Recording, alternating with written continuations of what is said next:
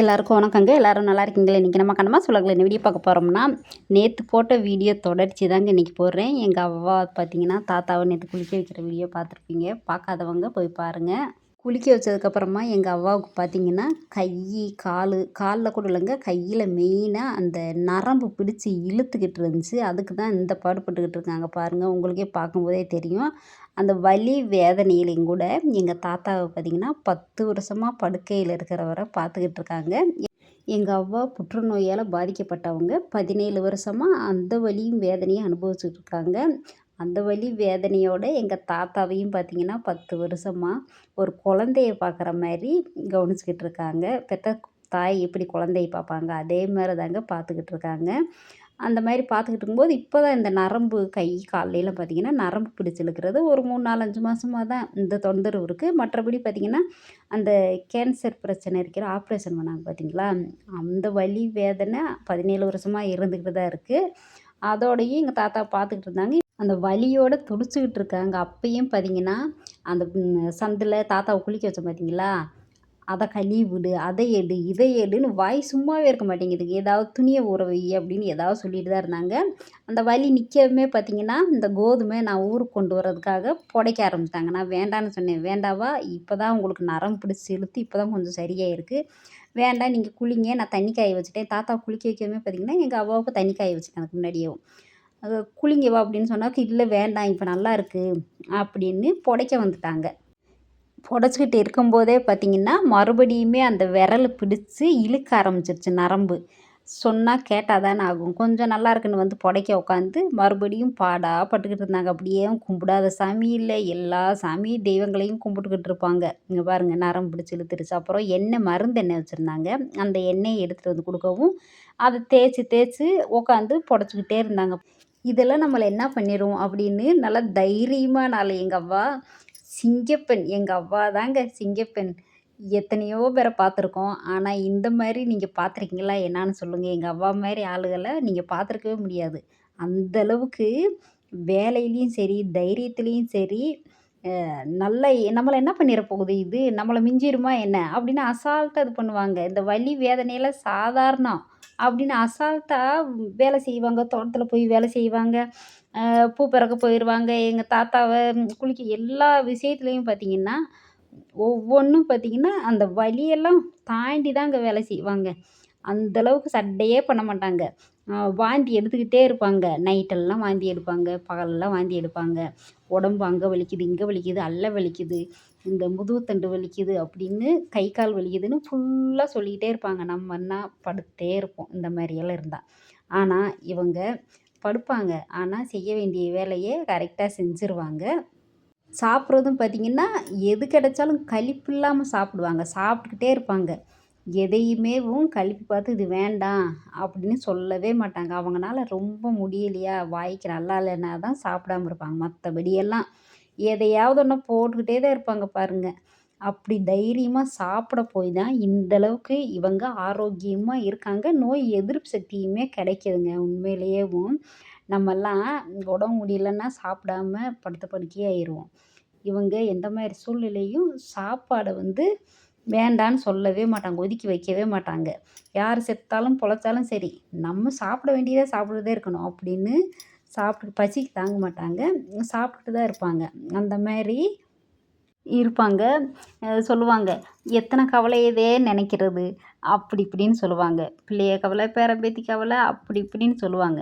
ஆனால் கவலையை நினச்சா ஒரு சிலர் சாப்பிடவே மாட்டாங்க. இவங்க எல்லாம் சாப்பிட்டுட்டு தாங்க இருப்பாங்க. நடக்கிறது நடக்கட்டும் அப்படின்னு நம்ம வேலையை பார்ப்போம் அப்படின்னு வேலையிலையும் சரி, சாப்பாட்டு விஷயத்துலையும் சரி கரெக்டாக இருப்பாங்க. அந்தளவுக்கு சாப்பிட போய் தாங்க அந்த காலத்தால் கழிப்பு இல்லாமல் எந்த பொருளாக இருந்தாலும், தீமண்டமாக இருந்தாலும் சரி, எதாக இருந்தாலும் சாப்பிடுவாங்க. ஆனால் தாத்தாவை விட்டுட்டு சாப்பிட மாட்டாங்க பாருங்கள். ஒரு பொருளாக இருந்தாலும், அவங்க பெற்ற பிள்ளைகளாக இருந்தாலும் சரி, எல்லாம் பேரம்பேத்தி வந்தாலும் வச்சு சாப்பிடணும்னு நினைக்க மாட்டாங்க. ஆளுக்கு ஒன்று எடுத்து கொடுத்து, இந்தாங்க சாப்பிடுங்க சாப்பிடுங்கன்னு எல்லாருக்குமே கொடுப்பாங்க. அது மறுபடியும் பார்த்திங்கன்னா அந்த கையில் நரம்பு பிடிச்சி இழுக்க ஆரம்பிச்சிருச்சுங்க. உட்காந்துக்கிட்டு அப்படியே சாமியை கும்பிட்டுக்கிட்டு வாயும் சும்மா இருக்க மாட்டேங்குது. எதையாவது அதை செய் இதை செய்யின்னு சொல்லிகிட்டே தான் இருக்காங்க. நான் செஞ்சுக்கிறேன் பேசாமல் இருங்க அப்படின்னு சொல்லிட்டு நான் துணி எல்லாமே ஊற வச்சுருந்தேன். சரி வீடெல்லாம் தொடச்சிட்டு அதுக்கப்புறமா வந்து நம்ம துவைச்சிக்கிறலாம். சரி எப்படியாவது உட்காந்து உட்காந்து புடைங்க அப்படின்னு நான் போயிட்டேன். சொல்ல சொல்ல கேட்காம இப்படி உட்காந்து புடைச்சிட்டு இருந்தா என்னங்க செய்கிறது? முடியலைன்னா பேசாமல் உட்காந்துருக்கணும். நல்லா இருக்கும்போது செய்யுங்க, இல்லைன்னா யார்ட்டையாவது கொடுத்து கூட புடைக்கலாம்ல. யார்கிட்டையும் கொடுத்து புடைச்சா இவங்களுக்கு பிடிக்காது. இவங்க புடைச்சா தான் நல்லா சுத்தமாக நம்ம புடைக்க முடியும். வேறு யாராவது 1, 2 புடைச்சி கொடுத்துருவாங்க. வேறு யாருக்கிட்டையும் கொடுத்தா அதுவும் பிடிக்க மாட்டேங்குது. சரி என்னமோ பண்ணுங்க அப்படின்ட்டு நான் வீடு துடைக்க வந்துட்டேங்க. இன்னும் வீடு எல்லாமே தொடச்சிட்டு அதுக்கப்புறமா நான் துணியெல்லாம் துவைச்சிட்டு கிளம்புனேன் ஊருக்கு. இந்த மாரி தான் அவ்வா தாத்தாவுக்கு வந்து என்னால் முடிஞ்ச உதவிகள் செஞ்சேன். எங்க அவ்வாவுக்கு எனக்கு சேரவே செய்யாதுங்க. சண்டை வந்துக்கிட்டு தான் இருக்கும். ஏதாவது ஒண்ணு சொல்லிட்டு இருப்பாங்களா, நான் செய்கிறது அவங்களுக்கு பிடிக்காது. அவங்க செய்கிறது எனக்கு பிடிக்காது. அப்புறம் இப்படியே இருக்கும்போது எங்க சித்தி தான் எங்க 2 பேரையுமே ஒண்ணு சேர்த்து விட்டாங்க. எங்க அம்சங்காரி சித்தி. எங்க அவ்வாவ சத்தம் போட்டு, "அந்த பிள்ளை ஏதாவது ஒண்ணு சொல்ல போயிட்டு ஊருக்கே வரமாட்டேங்குது. நீ வாய வச்சுட்டு சும்மா இரு" அப்படி இப்படின்னு சொல்ல வந்தாங்க. எங்க அவ்வா இப்போ 2, 3 வாரமா பேசாம இப்போ 3 வாரம் 4 வாரமா 3 வாரமா தான் தொடர்ந்து ஊருக்கு வந்தேன். அப்பயும் ஜாட மாடையில பேசுவாங்க. நீ பேசுனா நமக்கு சண்டை வரும். அவங்களே முடியாம இருக்காங்கன்னு. நானும் கண்டுக்கிடாம வேலைய பார்த்துக்கிட்டு அவ்வா கோதுமையெல்லாம் புடைச்சி வச்சுருந்தாங்களா, அந்த கோதுமை எங்க அம்சகன் சித்தி பூவு மல்லிகைப்பூ கொடுத்தாங்க. அதுக்கப்புறமா கொடிக்காய் அது எல்லாமே பையில் எடுத்து வச்சுக்கிட்டு சாப்பாடு கொண்டு வந்த டிஃபனு எல்லாமே எடுத்து வச்சு இன்னும் ஊருக்கு கிளம்பணுங்க. நான் சாப்பிட்டுக்கிட்டு இருந்தேன். எங்க அவ்வா ஏதோ சொல்லிக்கிட்டு இருந்தாங்க. நானும் கேட்டுக்கிட்டு குழம்பு நல்லா வச்சுருந்தாங்க. சாம்பார் வச்சுருந்தாங்க. டேஸ்ட்டாக இருந்துச்சு. ரேஷன் அரிசி சாப்பாடு தாங்க ஆக்கியிருந்தாங்க.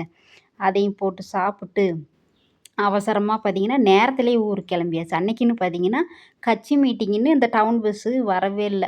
அப்புறம் கம்பம், குமுளி இந்த மாரி பஸ்ஸு எல்லாம் பார்த்தீங்கன்னா, போடி பஸ் எல்லாம் எங்க ஊர் வழியா தான் வந்துச்சு. அந்த பஸ் எல்லாம் நிப்பாட்ட மாட்டேன்ட்டாங்க. அப்புறம் பிரைவேட் பஸ் தேனி பஸ் வந்துச்சுங்களா, அதில ஏறி அப்படியே வந்தேன்.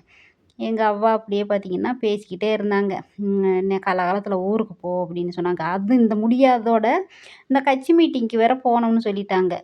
அப்புறம் எல்லாரும் சத்தம் போட்டு அனுப்பிச்சி விட்டாங்க. எங்க சித்தியும் சத்தம் போட்டு வேணாம் வேணான்னு சொல்ல கிளம்பி போயிட்டாங்க. அப்புறம் அனுப்பிச்சி விட்டாங்க. அப்படியே வந்து உட்காந்துருக்காங்க. இல்லைன்னா போயிருந்துருப்பாங்க. அதுவும் டிராக்டர்லலாம் போனா உடம்பு எதுக்காகுங்க. சொல்ல சொல்ல கேட்காம ஆளுக்கு கிளம்புறாங்க. குளிச்சுட்டு ஜம்முன்னு பாருங்க எப்படி உட்காந்துருக்காங்கன்னு. தண்ணி காய வச்சு கொடுக்கவும் நல்லா சூடாக தலைக்கு குளிச்சாங்க. அவ்வா தாத்தாவும் மேட்சா இருக்குல்ல 2 பேருக்குமேவும். நல்லாயிருக்கு ட்ரெஸ்ஸு. இந்த சேலை பார்த்தீங்கன்னா, கும்பாபிஷேகத்துக்கு எடுத்தது தான் நாங்க. எங்க தங்கச்சி தான் செலக்ஷன் பண்ணுச்சு இந்த சேலை. நல்லாயிருக்கு. தாத்தாவுக்கு தீபாவளிக்கு இந்த சட்டை எடுத்தது. 2 பேருக்கும் பார்த்தீங்கன்னா, ஜோடியா செட் அமைஞ்ச மாரி அமைஞ்சிருச்சு. நல்லா பாசம்னாலும் பாசம். இவங்கள மாரி யாரும் இருக்க முடியாதுங்க. எங்க அவ்வா தாத்தா மாரி. அந்த அளவுக்கு ஒத்துமையா இருப்பாங்க. இப்ப இருக்கிறவங்கலாம் அப்படியா இருக்காங்க.